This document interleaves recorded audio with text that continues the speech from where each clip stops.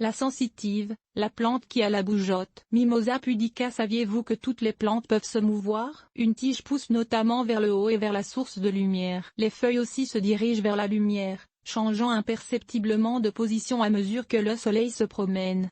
Ainsi une plante qui ne reçoit le soleil que d'un côté penchera dans ce sens. Les boutons floraux du tournesol commun Nélianthus se tournent vers l'est le matin et vers l'ouest en fin de journée. Aussi, certaines ont des feuilles ou des fleurs qui se ferment la nuit et qui s'ouvrent le jour. On appelle ce phénomène la nyctinastie. Enfin, les tiges volubiles et les vrides et grimpantes s'entortillent autour de leur tuteur. Pour cette raison, quelqu'un qui prétend que les plantes ne bougent pas a tort. Elles bougent, mais très lentement, sans qu'on s'en aperçoive. Certaines plantes, par contre, bougent très visiblement. Vous avez sans doute vu à la télé ou en personne la trappe d'une Dionea muscipula, une plante carnivore, se refermer sur un insecte, par exemple. Et il existe des dizaines d'autres plantes qui ont des mouvements brusques et très visibles quand on les touche, un effet appelé tigmonastie. La plante la plus motile, la sensitive, réagit rapidement au mouvement. Photo, Wikimedia Commons.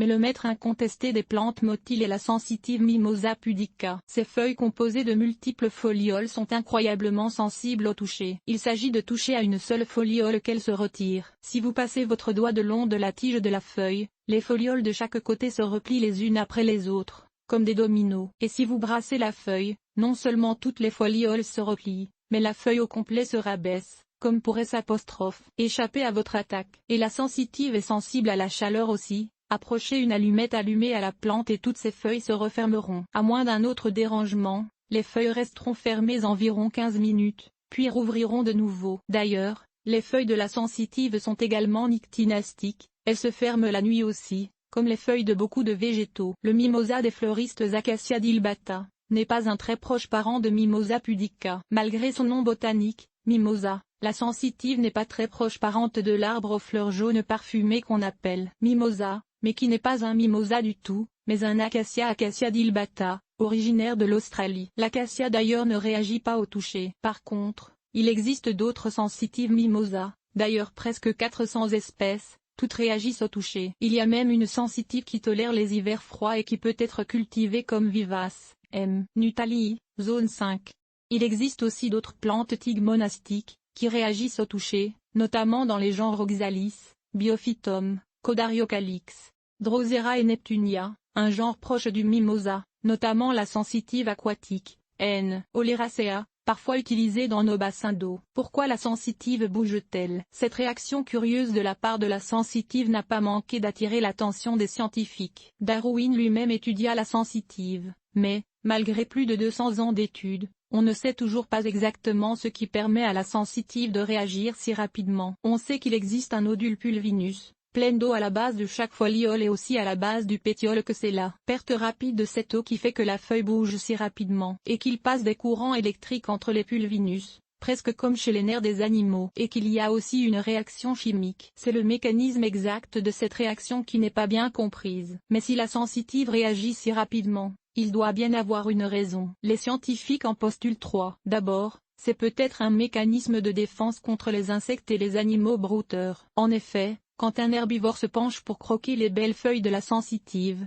toutes les feuilles se retirent, laissant une tige apparemment nuée. De plus, très épineuse, rien de très ragoûtant. Aussi, la sensitivité de la plante peut protéger contre les incendies. Un incendie de brousse passe très rapidement et les feuilles de la sensitive, qui se sont déjà refermées dès la première indication d'une montée rapide de température, en sortent souvent indemnes. Enfin, il est possible que ce mouvement puisse aussi protéger la plante des pluies ou des vents trop violents. Comment cultiver une sensitive? Disons-le tout de suite, la sensitive, même si elle est vendue à cette fin dans les pépinières, ne fait pas une bonne plante d'intérieur, du moins pas si vous jugez le succès d'une plante d'après sa longévité. En effet, sous les conditions de maison, la sensitive tend à vivre 5 ou 6 mois, 8 ou 9 mois si vous la cultivez à partir de semences, puis dépérit. Mais durant ce temps, on a le plaisir de regarder ses mouvements et de faire des expériences. C'est un excellent sujet pour le botaniste en herbe. On peut acheter des plants de sensitive dans certaines jardineries ou encore se procurer des sachets semences, soit en magasin ou par la poste. Essayez www.stockseeds.com,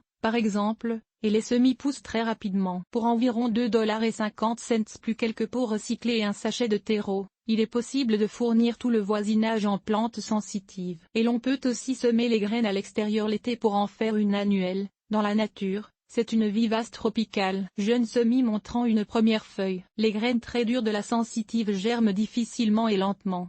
À moins de leur donner un traitement à la chaleur. Placez les graines dans un tamis et versez-y de l'eau bouillante. Alternativement, versez de l'eau chaude dans un thermos et laissez les graines y tremper pendant 48 heures. Par la suite, semez les graines dans un pot de terreau humide, les recouvrant à peine de terreau. Gardez le pot dans un emplacement plutôt chaud, environ 21-24 C, et la germination aura lieu en environ une semaine. À des températures plus fraîches, la germination peut prendre 3 ou 4 semaines. Il faut un bon éclairage et des arrosages réguliers pour garder la sensitive en bon état. La température normale de nos maisons lui convient parfaitement. Il n'est pas vraiment utile de la fertiliser. Elle ne vivra sans doute pas assez longtemps pour en profiter. De toute façon, c'est une mauvaise herbe des sols pauvres dans son Amérique latine natale, autant dire qu'elle a peu besoin d'éléments nutritifs. Si jamais votre plante est infestée d'insectes, elle semble surtout sensible aux araignées rouges et aux thrips. Il est important de savoir qu'elle peut être sensible aux pesticides. Avant d'en appliquer, faites toujours un test sur une ou deux feuilles auparavant. Si elles noircissent, essayez un autre produit. Souvent la solution la plus facile est de rincer la plante avec de l'eau tiède,